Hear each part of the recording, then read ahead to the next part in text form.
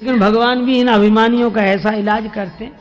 एक आदमी ने अपने मित्र से कहा कि चलो एक नया विषय शोध करेंगे। अच्छा क्या इस दुनिया को बनाने में भगवान ने कितनी गलतियां की हैं? अपनी गलती आज तक मिली नहीं, भगवान की गलतियां। मित्र ने कहा वाह यह तो बड़ा मौलिक विषय रहेगा, इस पर तो आज तक किसी ने चिंतन किया नहीं, शोध नहीं किया। बहुत मूल्यवान कृति हो गई है आपके शोध की, शोध प्रबंध। चलो कलम कागज ले लिए, मित्र लिखे वो गलती बताए। हर जगह देखे भगवान ये गड़बड़ी कर दी भगवान ने। क्या एक गांव में गए तो छप्पर नुमा मकान था, उस पर कद्दू के काशी फल बड़े बड़े कद्दू लगे हुए और बेल दुबली पतली है, चौड़े पत्ते। बोले लिखो परमात्मा की गलती नंबर 1, नोट करो। इतनी दुबली पतली नाजुक सी बेल, इसमें इतने बड़े बड़े फल हैं, इससे समझ में आया वो बेअकल है। छोटे छोटे फल लगाने थे, बेल जितना सहन कर सके इतना बड़ा फल लगा दिया। मित्र ने कहा वाह कमाल कर दिया, क्या सोच है। नोट कर लिया।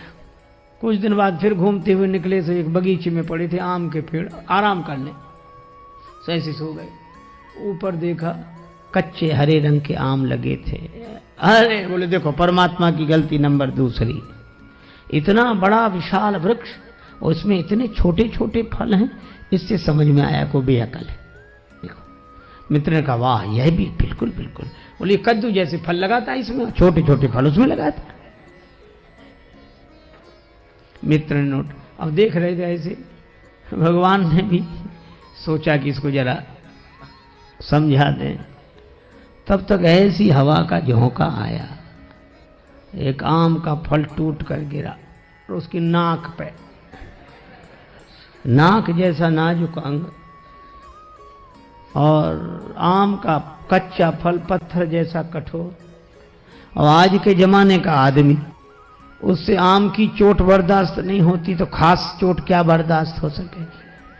इतने में ही तो मूर्छित हो गया वो, गिरा आम। अब मित्र का कलम कागज छूट गया, वो पंखा कर हवा करने लगा। बोला डॉक्टर को बुलाएं, वैद्य को बुलाएं, कि हकीम को बुलाएं, कि हवा करते रहें, कि पानी पिलाएं। वो आदमी बोला कुछ मत करो, पहले दोनों गलतियां काट दो, एक भी नहीं है। बोले भगवान ने अच्छा किया कि इतने बड़े बड़े फल नहीं लगाए इस पेड़ में, नहीं इतने से फल ने तो अधमरा कर दिया, ऊपर से उतना बड़ा फल गिरता तो मामला ही साफ हो जाता। भगवान मानने को तैयार नहीं भगवान पर। तो अभिमानी से बड़ा कोई अनाथ नहीं होता जो भगवान को न माने। और इसलिए रामचरितमानस में 2 अनाथ हैं इस दृष्टि से। विश्वामित्र जी बोले एक हम, दूसरा बाली। और बाली ने भी यही कहा था कि जो कदाच मोहि मारी हैं तो पुण्य हो सनाथ। अभी तक तो मैंने किसी को नाथ माना नहीं, पर राम जी बाण मारेंगे तो मैं सनाथ हो जाऊंगा। सनाथ कैसे हो जाओगे?